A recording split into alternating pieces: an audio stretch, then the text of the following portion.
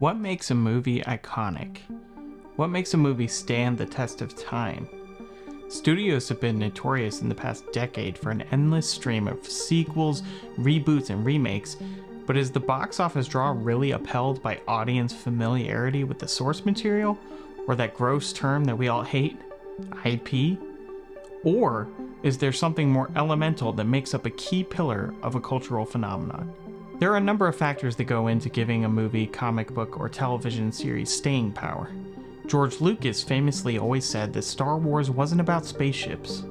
There's a lot more to it than that. There's religion, romance, anthropology, swashbuckling, and family melodrama. But I think there's something else on the surface that even he couldn't account for. When you look at a number of properties that remained in the cultural conversation for months, years, or even decades, these things all have one thing in common, one thing that makes them iconic, and it's in the word itself: iconography.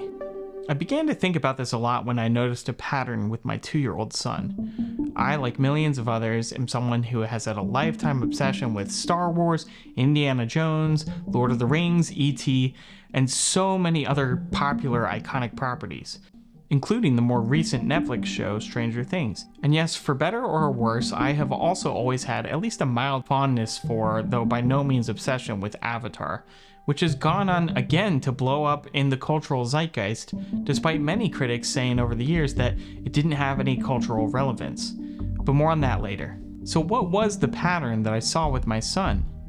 Well, despite numerous obsessions, all of these properties were too mature for me to show to him. So I never talked to him about Star Wars, I never showed him the movies, heck, I didn't even buy the toys. But I began to notice that he would frequently point up at my Star Wars poster and ask me who the characters were. Within a week, he had Darth Vader and R2-D2 memorized. I kid you not when I say that this obsession with the poster translated to frequent requests to watch the movies, and don't judge me, but I complied, and he loved it.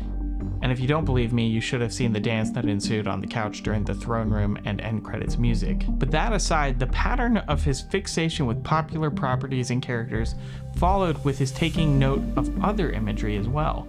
He would pull Blu-rays off the shelf and frequently point at the Spider-Man movies, saying that he wanted to watch them. We showed him kid-friendly iterations, and he, like many other young children, became obsessed with Spider-Man. The pattern continued with the likes of Toy Story, Iron Man, and many others. The Star Wars one was the kicker for me, though. What was it about a mere poster that captivated him and made him borderline obsessed with Darth Vader and R2-D2 in particular? Well, this, I think, addresses my earlier point about the aspect of Star Wars that I think George Lucas could never have accounted for: the power of iconography, much of which came from the brilliance of artist Ralph McQuarrie. Now, I'm not here to say that creating iconic imagery, props, characters, or objects is easy. If it were easy, everyone would do it. But I'm not sure it's something that many properties seeking to be the next big thing are thinking about.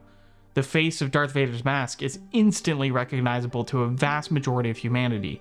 The same goes for R2-D2's chrome dome, lensed eyeball, and round blinking red sensor. There's something very simple about the designs that one could almost redraw after one or two cursory glances. And let's be honest, we've all probably drawn an X-Wing or a TIE fighter in one of our old school workbooks. But this idea of iconography extends to many of these other properties as well. I recently saw a film called The Adam Project, and it's actually a wonderful film, full of heart and a beautiful story about a child dealing with grief and his relationship with his father, his mother. It was one of my favorite movies of 2022, and yet it's hardly a movie that has broken into the cultural conversation. It doesn't have the staying power of something like E.T. or the 21 Laps adjacent cultural phenomenon Stranger Things. Why is that? Well, I believe it's a lack of simple and memorable iconography. When you think about the Adam Project, what are the silhouettes that come to mind? What are the objects, props, or MacGuffins that you would draw on a piece of paper easily? E.T. doesn't have many, but I think a bicycle silhouetted against the moon instantly makes us hear that John Williams melody, and even in our mind's eye it begins to stir the soul. Likewise, a long glowing alien finger touching the tip of a young boy's index finger. Key images that an Etsy artist could throw into a poster design without having to think for more than 30 seconds about what conjures up the imagery of that classic film. Now look at Stranger Things, something that, like the Adam Project, is also very much inspired by the Amblin films of Steven Spielberg. Why did this project stay in the cultural zeitgeist when something like Super 8, which is also a movie that is generally well liked, faded largely out of memory and conversation? For all the same reasons as the Adam Project. When you think of Stranger Things, yes, it has a tone that marries Spielberg with Stephen King, but its imagery is altogether original, or at least compiled and remixed to form something original.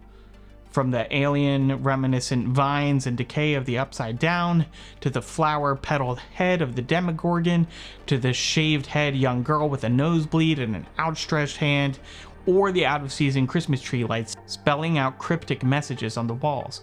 All of these elements are simple and altogether memorable, all combined to make something new and iconic.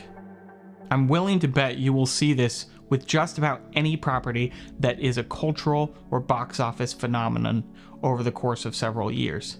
You hear the name James Bond and you instantly think of a tuxedo, a silenced Walther, a martini, an expensive watch, an Aston Martin, and the dancing silhouettes of scantily clad female figures.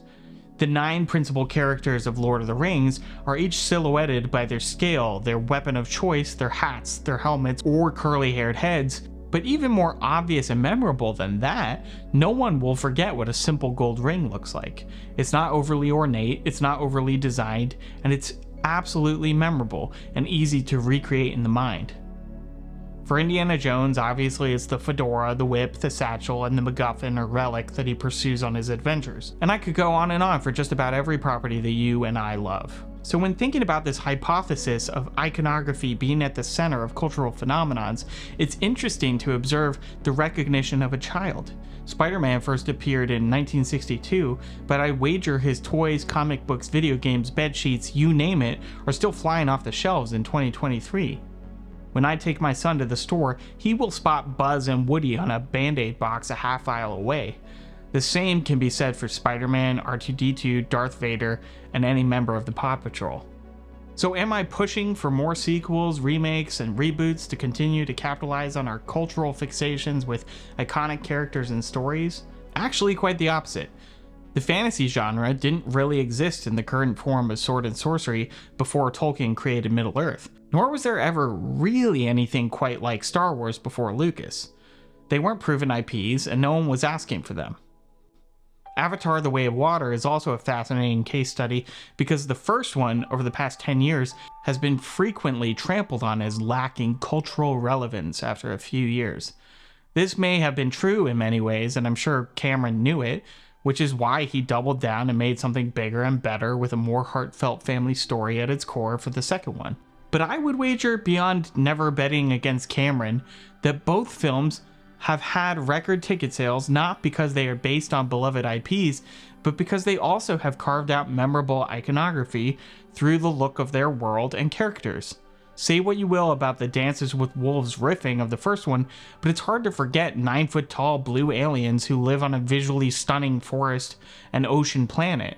And credit where credit is due, whether you adored or hated the first one, specific and memorable imagery comes immediately to mind at the mention of Avatar. Will it be the next Star Wars? Probably not. I don't think anything will. But I think as filmmakers and storytellers, and yes, even studios, seek to make the next great original phenomenon, they should be looking beyond existing IP and paying closer attention to simple and memorable iconography. In addition, of course, to the more obvious tenets of telling a good story, creating compelling characters, showing us something new and exciting, and it should go without saying, getting darn lucky with timing in the cultural zeitgeist. So that's my theory, that's my thesis, but I want to know what you guys think. Do you think that iconography is a vital pillar of a cultural phenomenon? Let me know in the comments. Thank you all for watching. I'm Scott Jeske, and if you like what you saw, please don't forget to like, comment, subscribe, and share this video. It would mean the world to me.